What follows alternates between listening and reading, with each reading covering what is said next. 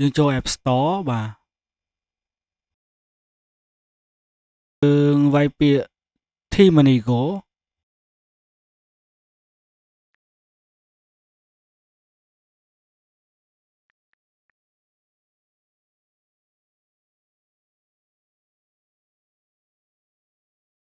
ដោយសារតែខ្ញុំមានស្រាប់អញ្ចឹងយើងចុច Open តែម្ដងបាទអញ្ចឹងអ្នកដែលអត់តមានយើងធ្វើការ download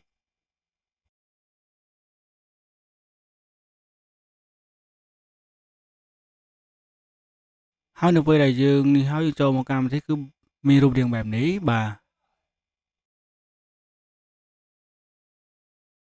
យើងមើលមកខាងក្រោមហើយយកពាក្យ Kosuk Sive បាទ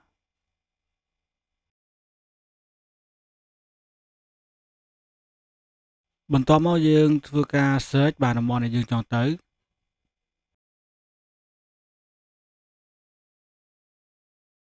វាមានជួលប៉ាល់ហើយនឹងត្រូវឆាក់យើងធ្វើការជ្រើសរើសមកបាទយើងចង់ទៅណាចេញពីណាទៅណាយើងធ្វើការជ្រើសរើសមក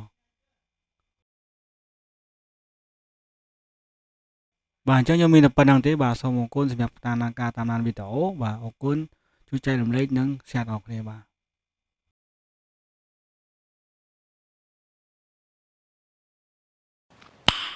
Nice.